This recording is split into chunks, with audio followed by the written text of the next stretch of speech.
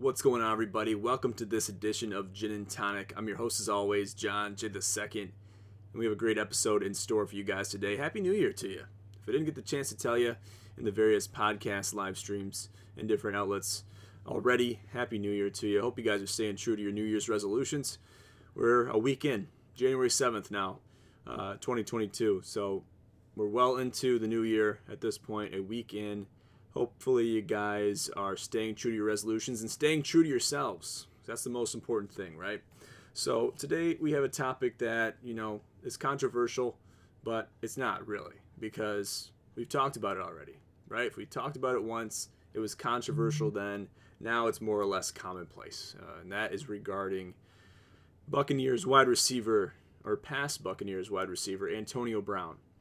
So this past Sunday, he had quite a public display of disgrace, I guess you can call it, leaving the field in abrupt fashion and basically saying, you know what, Bruce Arians, I'm not going to take the field. Why would I do that? I got a bad ankle, okay?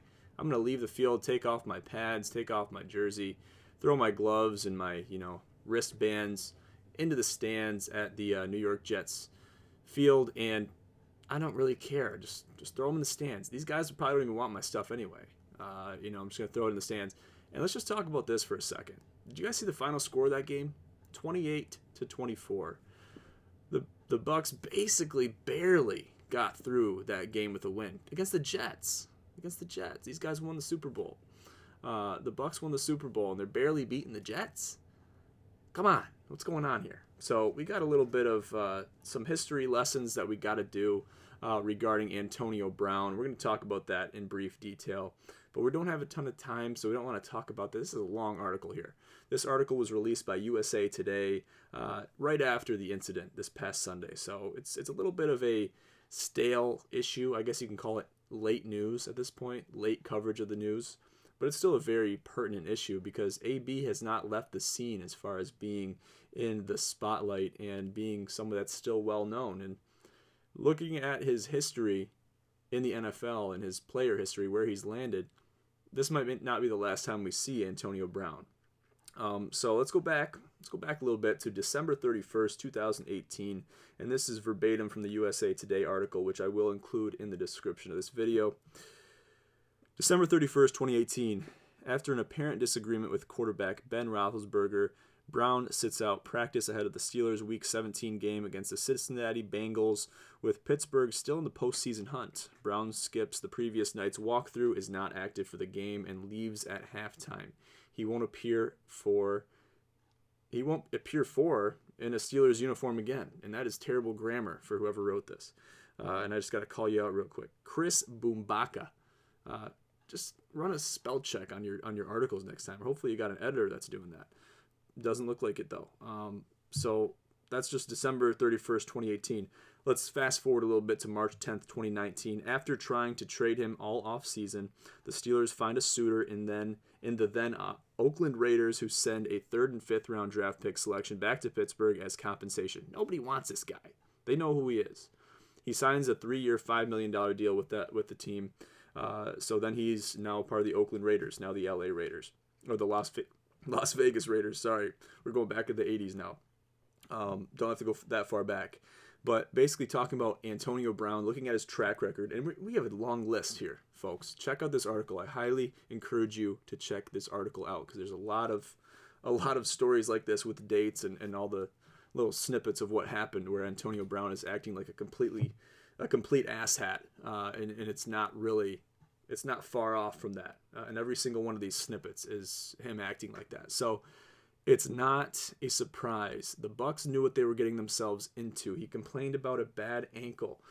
Antonio Brown went on to say in an interview later on after the incident and said, "They targeted hate on me. Why would you do a guy like that? You cut me in the press conference." God, just look at what you did. I mean, that is a reflection on the Buccaneers franchise, Bruce Arians, everything he's trying to stand for. And you guys are a Super Bowl winning team. I think he played when they won the Super Bowl. He has a ring on his hand, and he has a ring from that team. And he was lucky to land a spot on that team because they knew what they were getting beforehand, and they had a lot to stand for, having Gronk, having Brady, obviously, as quarterback, bringing a brand new mentality into the Buccaneers team and franchise and locker room. So there's a lot to be said about that, and a lot to bring to the surprise that Antonio Brown, with his track record, would land at a franchise like this. It's kind of insane to me, even still. So you can kind of say the Bucs got their just desserts. They knew what they were getting themselves into. Even if Antonio Brown said that he's turned a new leaf or whatever, that is not the case. And we'll just take a look at an image real quick of him as he left the field. Look at that guy. What a idiot. And that's all I can really say about it, because it's, pardon my French. Okay, this is a kids show. I get that, and we'll have the editor edit that out. But regardless, unacceptable for on-field behavior. You're a national football player on the National Football League, professional football player, professional athlete. You got to hold yourself to a higher standard. We gave Richard Sherman the same type of scrutiny, and he came out and publicly apologized. In this case, Antonio Brown is blaming the institution, which is the NFL, which has given him so much and given him everything, given him the world, given him the opportunity to make something better for himself. And something that I didn't mention yet, and I talked about this in the GSN pod on Wednesday, is that he had a lot of incentives and bonuses coming his way if he just played and held on for a couple more games. And obviously, the Bucs are a great team. They're going to make it to the postseason. They're going to give it another run with Brady. After 40 years old, he's still running, still going hard.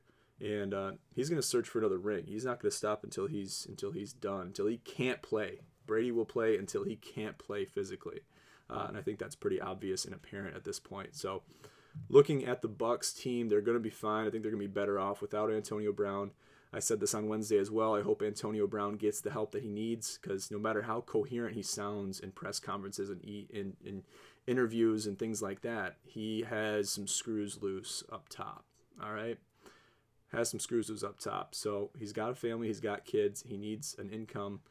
I guess he could go work at McDonald's or Home Depot or something like that and be fine. He could be fine, but he's not going to be able to live up to the same lifestyle that he's lived up to this far. And I know he's a man with expensive taste, which is hard to not have if you're in the National Football League or any professional athlete where you're making a significant amount of money. Appreciate what you have, because a lot of people, the vast majority of people, don't have what you have, AB. They don't have it.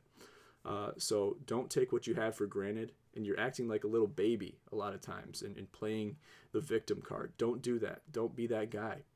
So that's all I really got to say. That's my 2 cents. There might be an article coming out on this going forward. I released an article this week actually, regarding AB and his comments on Ben Roethlisberger, how he said Ben is not done yet. If you've seen the display that took place with Ben Roethlisberger and the cameras and all the fanfare, it's hard to see Big Ben coming back to football after that. That's got to be his exit, a graceful exit, and a win at home at Heinz Field to boot against the Browns. You got to be happy with what you've accomplished at the Pittsburgh Steelers franchise and just walk away from it with your head held high. And that's going for Ben Roethlisberger, not AB, obviously. But good deal, guys. Thanks again for tuning into this edition of Gin and Tonic. I'm your host, as always, John J. II. Have a great night.